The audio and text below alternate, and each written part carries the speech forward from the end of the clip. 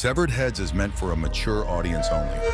This program contains violent, sexual, and disturbing scenarios. Viewer discretion is advised.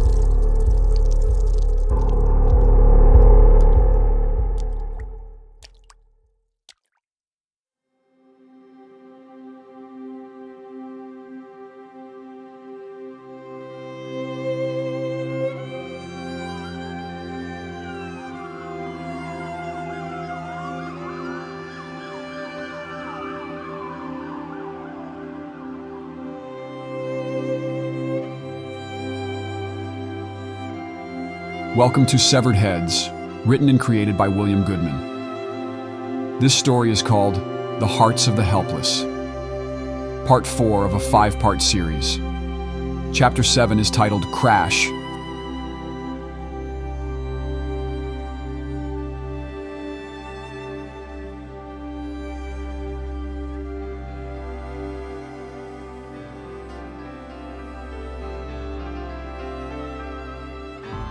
My house of cards is just a breath stroke away from tipping over. And if it's over, don't you say it, because your breath takes my words away and makes me homeless. I panhandle for your lust, but I'm stuck with awkward glares and empty stares with a realization that this nightmare is our actual marriage. Emily, my one true love, Emily. Wait, what? I never told you about Emily, my high school sweetheart that I've known since elementary. Secrets are sacred, and my head is severed in pieces. But god damn it, you know exactly how to seize my freedom.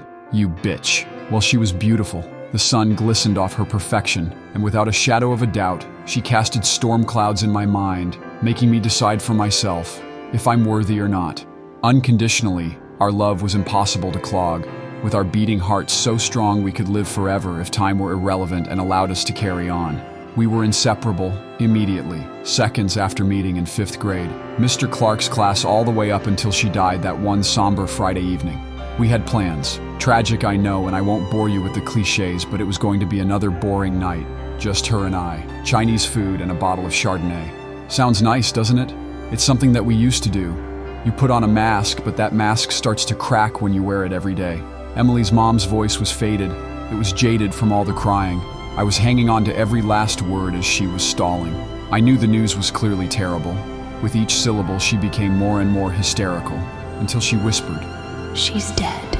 And then all I heard was crackle in the dial She's tone. dead. I froze up and shut down from every single ligament in my skeleton. A drunk driver and a head-on collision, indecisive minutes, and a hospital visit. Though useless as I watched the rain trickle off the ceiling, I wanted to bottle it, turn it into wine, and swallow my feelings.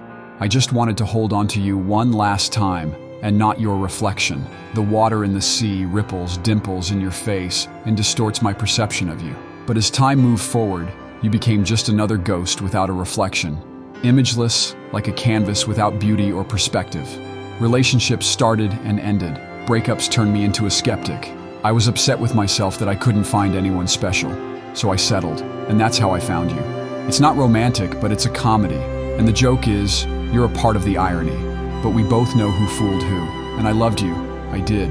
But love runs out when you drink from a shallow cup. And I knew I had enough. So bliss is arrogance, and my ego told me never to stop.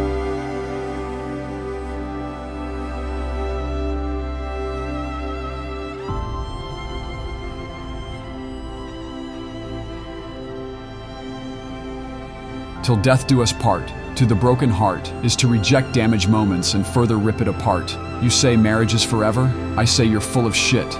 Marriage is a trip to the morgue and my cadaver is ripped and stitched, torn to bits. Until my ashes are worthless, and I'm forgotten, to my lover's lips. Here's a twist. I'll grab a body bag before I die and make you spend an eternally with this pathetic kid.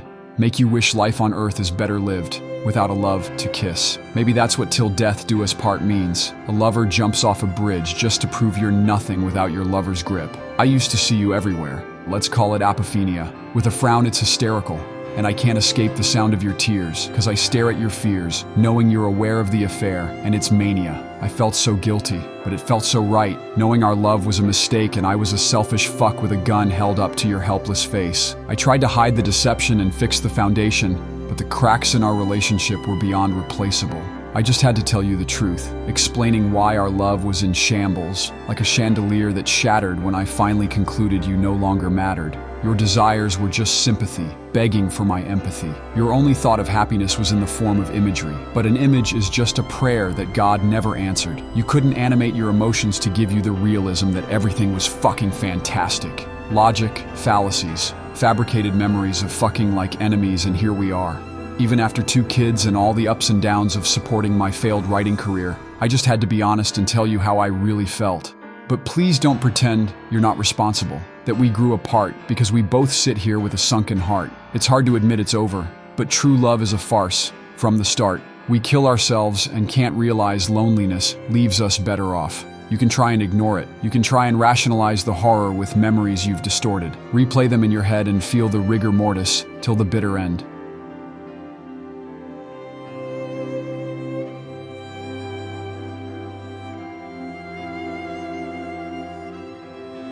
It's those days when hell seems pleasant, when the devil seems pleased you're visiting his palace.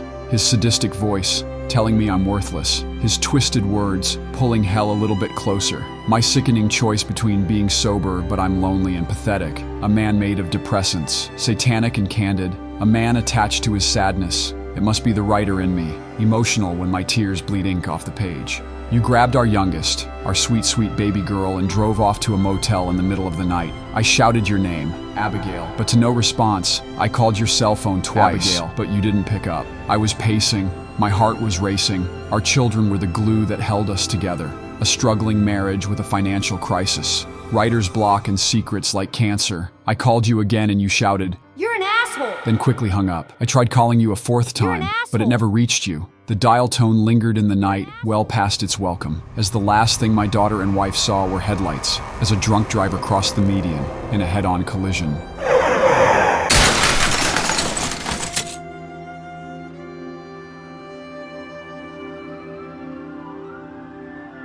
Thank you for listening to Severed Heads.